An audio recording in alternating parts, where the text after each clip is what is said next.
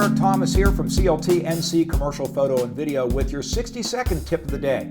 So you're frustrated? You feel like you're not getting very good video out of your smartphone? Well, before you break the bank and go out and get one of these big guys, the answer actually could be very, very simple. You just have a dirty lens.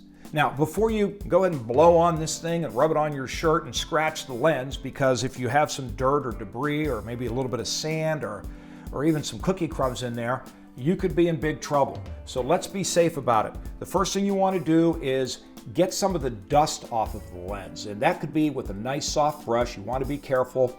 Or if you have a puffer, I realize you're not always carrying these things around, but that's another way you can get the dust off of it. Now, what about the fingerprints and the smears?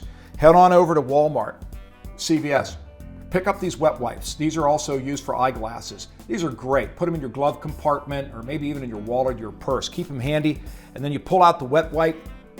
Real simple now. At this point, you know the drill. Just go ahead and wipe off that lens. And next thing you know, you are back in business, my friend, getting beautiful photos and video. Eric Thomas with your 60-second tip of the day.